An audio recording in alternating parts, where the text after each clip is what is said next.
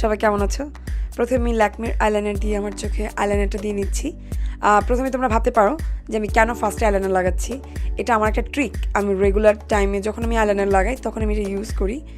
Cause দেখা যায় যে আইশ্যাডো লাগানোর পর আইলাইনার লাগালে তুমি যদি দেখো তোমার পুরো মেকআপ লুকটাই নষ্ট হয়ে গেছে। তার থেকে ভালো আগে আইলাইনার লাগায় দেন ডাবলভাবে কষ্ট করলেও আমি মনে করি যে অ্যাটলিস্ট আমি স্যাটিসফাই যে আমার আই লুকটা নষ্ট হয়নি। সো তোমরা দেখতেই পাচ্ছ আমি মেকআপ বাই মারিওর প্যালেট আজকে ইউজ করছি। ওখান থেকে যে লাইট ব্রাউন কালারটা আমি নিয়েছি, এটা নিয়ে জাস্ট আমি আমার ক্রিসটা ডিফাইন করছি, বেসিক্যালি আই কন্ট্রোল করছি। এখন আরেকটা ডার্কার কালার নিচ্ছি আমি।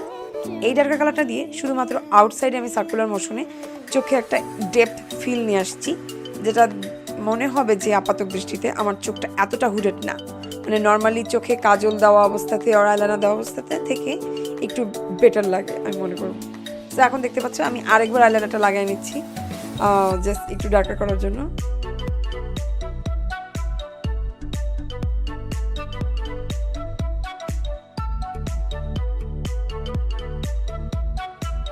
এখন আমি ইউজ করছি একটি প্রাইমার আমার পোর্সগুলোকে জাস্ট ঢাকার জন্য। তোমরা চাইলে তোমাদের পছন্দের একটি প্রাইমার ইউজ করতে পারো। আর এখন আমি ইউজ করছি ওফরা কসমেটিক্সের একটি ফাউন্ডেশন, আর আমার শেড হচ্ছে 5। আর এখন আমি ইউজ করছি মেকআপ ফিক্সার ফ্রম ওফরা, জাস্ট আমার ব্রাশটাকে ওয়েট করার জন্য। তোমরা দেখতেই পাচ্ছ আজকে কিন্তু আমি কোনো কালার কারেক্টর ইউজ করিনি। এই ফাউন্ডেশনটা এত পিগমেন্টেড যে আমার কোনো কালার কারেক্টর ইউজ করা লাগছে না। ইভেন তোমরা চাইলে কনসিলারও ইউজ না করতে পারো। সো প্রথমেই আমি ব্রাশের মাধ্যমে পুরো মুখে জাস্ট সোয়াইপ মোশনে আমার ফাউন্ডেশনটি ব্লেন্ড করে নিচ্ছি। দেন একটি বিউটি ব্লেন্ডের সাহায্যে পুরো মুখটাকে আমি ওভারঅল আবার একটু ব্লেন্ড করে দিচ্ছি, জাস্ট ড্যাব ড্যাব ড্যাব আর সোয়াইপ সোয়াইপ। এখন আমি ইউজ করছি টার্ট শেপ টেপের কনসিলার। আমার শেডটা হচ্ছে লাইট মিডিয়াম।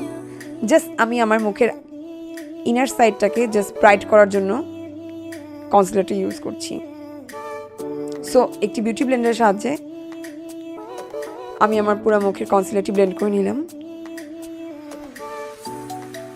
আউটপুটটা তোমরা দেখতেই পাচ্ছ, হোপফুলি তোমাদের ভালো লেগেছে। এখন আমি ইউজ করছি লোয়ার মার্সির ট্রান্সলুসেন্ট পাউডার। যেখানে যেখানে আমি আজকে কনসিলার ব্যবহার করেছি ঠিক সেই জায়গাগুলো বেক করার জন্য আমি জাস্ট পাউডারটি ইউজ করবো আজকে। এখন আমরা বিরতিতে চলে গেলাম, কিছুক্ষণ তো আমাদেরকে বেকিংয়ের জন্য টাইম দিতেই হবে। সো আউটপুটটা তোমরা দেখতে পেলে।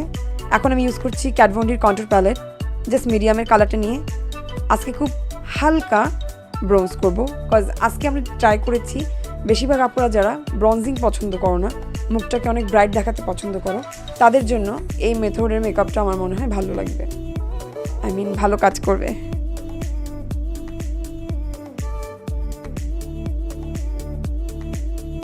এখন আমি ইউজ করছি টার্টের অ্যামাজনি ক্লের ব্লাশ প্যালেট। জাস্ট একটি লাইট পিঙ্ক কালার নিয়ে আমি আমার মুখে জাস্ট হালকা একটু ব্লাশটা লাগিয়ে নিলাম। আর এখন আমি ইউজ করছি আমার ফেভারিট একটি ম্যাকের হাইলাইটার, ম্যাক ও ডার্লিং। জাস্ট পিগমেন্টেশনটা দেখো, ও ডার্লিং। সো বরাবরের মতো আমি আমার কিউপিডস বউতে, আমার নোজের পয়েন্টে আর আমার হায়ার চিক বোনে জাস্ট হাইলাইটার লাগিয়ে নিচ্ছি। প্রথম ব্রাশটি ভালো লাগে নাই, তাই আমি সেকেন্ড আবার ফ্যান ব্রাশে ফিরত আসছি।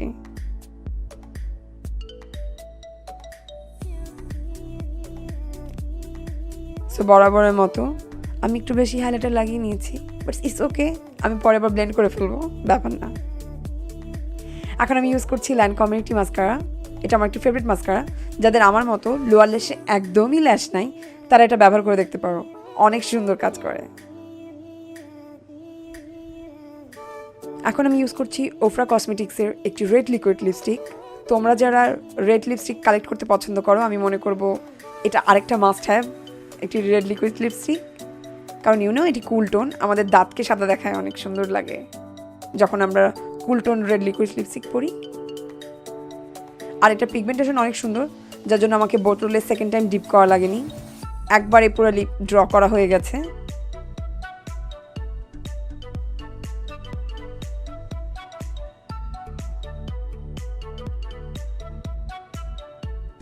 এখন লাস্টে সেটিং স্প্রে আমি ইউজ করছি ওফরারই একটি সেটিং স্প্রে। আমি বলবো এটা ড্রাই স্কিনের জন্য অনেক সুন্দর, আর ডুই স্কিন যারা পছন্দ করো তাদের জন্য এটা বেস্ট।